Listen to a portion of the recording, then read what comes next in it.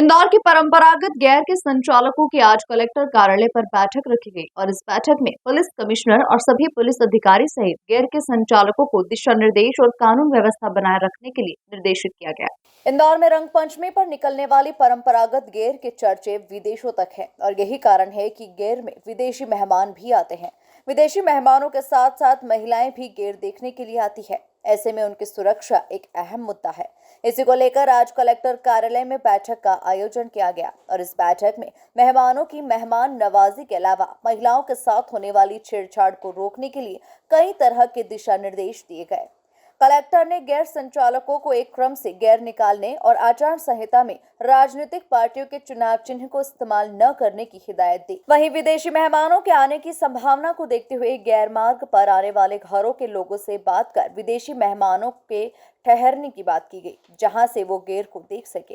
वहीं police commissioner Rakesh Gupta ने कानून व्यवस्था को लेकर मीडिया से चर्चा में हर तरह के इंतजाम करने की बात कही। ड्रोन से असामाजिक तत्वों की निगरानी के साथ साथ पर्याप्त पुलिस बल यात्रा मार्ग पर लगाया जाएगा और जो भी गलत हरकतें करता हुआ मिला उसके खिलाफ सख्त कार्रवाई पुलिस प्रशासन करेगा। गैर आयोजकों के साथ में आज एक संयुक्त बैठक करी गई थी और उसमें उनकी तरफ से जो कुछ बिंदु और सुझाव आए हैं उन पे भी हम लोग काम करेंगे।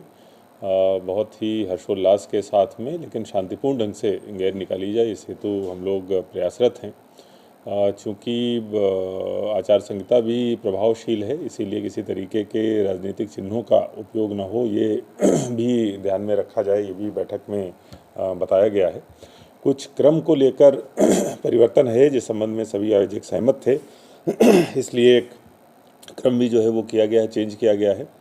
जो 6 गैर हमारी निकलती हैं उन सभी के साथ में एक नोडल के रूप में पुलिस का अधिकारी और एक नगर निगम का अधिकारी रहेगा, जिससे कि अगर कोई इस प्रकार की अवस्था वहाँ पर दिखाई पड़ती है तो तत्काल उसका समाधान किया जा सके।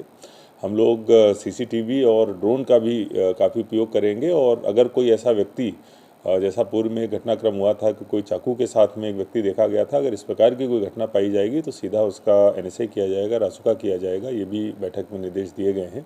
बाकी जो रूट के साफ़ सफाई और जो दूसरे इंतजामात हैं वो नगर निगम की तरफ से किए जाएंगे। पानी के टैंकर्स भी उपलब्ध कराए जाएंगे। जर्जर मकान अगर कोई हैं तो उनको चिन्हांकित करके भी उनके ऊपर कार्रवाई करने हेतु निर्देश दिए गए हैं। हमारी टीम पूरी तरीके से तैयार है। हमेशा जैसा परंपरागत ढंग से गैर निकलती है उतनी ही भव्य हर्षोल्लास के साथ में गैर इस बार भी निकाली जाएगी।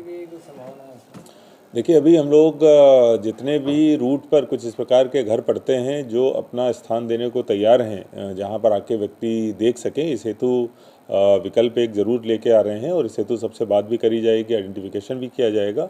जो कोई भी उसकी बुकिंग कराएगा उसको हम लोग ये जो सुविधा है वो मुहैया कराएंगे।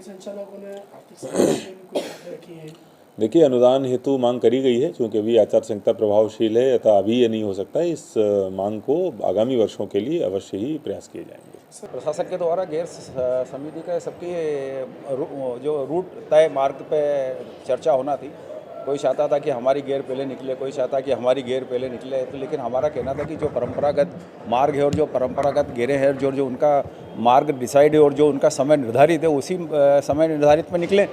ये इस बात पे चर्चा हो रही थी गेर की। कुछ फंड के लिए भी डिमांड की गई। सर, मैंने बोला कि शहर में मतलब 2 त्यौहार रह गए, एक आनंद चौदस का त्यौहार और एक रंग पंचमी का त्यौहार। अगर आनंद चौदस के त्यौहार पे तो मिलें जब बंद हो गई, लेकिन उस वक्त मिल के मालिक लोग ही गेर जुलूस निकालते थे। अब हमारा कहना है कि हमको इस गेर को 75 साल हो गए, यूनेस्को में ये शामिल हो रही है, भविष्य में ये धरोहर सुरक्षित रहे, उसके लिए भी सरकार से सहयोग राशि मिलना चाहिए सभी गेरों को जो लेना चाहें। कलेक्टर साहब ने कुछ विषय भी रखे हैं। कलेक्टर साहब ने एक तो जो तय मार्ग है उसके लिए करा, फिर जो नगर निगम के जो हमारा टैंकर मिलना चाहिए उसके लिए हमने करा, तो वो उन्होंने हमको आश्वासन दिया कि ये सब आपका काम जो है, जो भी निर्धारित पूर्व में कार्यक्रम रहता था उसी अनुरूप वो कार्यक्रम रहेगा। यूनेस्को के लिए हमने उन्होंने भी बोला आज भी कि जब जाटव साहब ने एक प्रक्रिया चालू करी थी तो शायद 2 साल के बाद वो होता है। पिछली बार गरबे का शायद यूनेस्को के अंदर वो शामिल हुआ, अगले साल वो वापस ट्राई करेंगे ताकि यूनेस्को में शामिल है, क्योंकि जाटव साहब के टाइम जो है पूरे विदेशी मेहमानों के लिए कुछ जगह निर्धारित कर दी गई थी जहाँ पे विदेशी मेहमान बैठ के और उस गेर को देखते। तो एक शहर का ऐसा समागम है कि जिसके अंदर ना तो कोई हिंदू, ना कोई मुस्लिम, ना कोई सिख, ना कोई ईसाई, कोई नहीं रहता और वो गेर के रूप में निकलता है। और रईस से रईस आदमी, गरीब से गरीब आदमी और मध्यम वर्गीय आदमी भी इस गेर के अंदर शामिल होता है। पहचान में ही नहीं आता कौन है। ये एक ऐसा समागम है कि जिसकी आप कल्पना नहीं कर सकते। 3-4 घंटे शहर जो है पूरा मदहोश रहता है और मस्ती के आलम में घूमता है। और ऐसा ही होना चाहिए शहर के अंदर। ये एक स्वच्छ वातावरण है और शहर के अंदर ऐसा गैदरिंग जो है बहुत, मतलब जिसके पीछे एक 75 साल की नींव है। तो हम सब जो है, अभिमन्यु मिश्रा है, राजपाल जोशी है, कमलेश खंडेलवाल है, हम सब मिलकर इस गेर को निकालते आ रहे हैं और ये गेर परंपरागत निकलती रहे, ऐसा हमारा प्रयास है। कितने गेर संचालक इसके अंदर शामिल होते हैं? कितनी गेर होती है शामिल? 6 गेरें रहती है। एक फाग यात्रा रहती है जिसमें सूखे रंग की गेर निकाली जाती है और ये जो हमारी जो गेरें निकलती है ये जो है वो गीले रंग से खेली जाती है। और गीले रंग के जब आदमी सरोबार हो जाता है तो उस गेर का मजा ही अलग रहता है। इसके अलावा बैठक में कलेक्टर ने अधिकारियों को और भी कई दिशा निर्देश दिए। इंदौर से द नेशन टाइम्स की रिपोर्ट।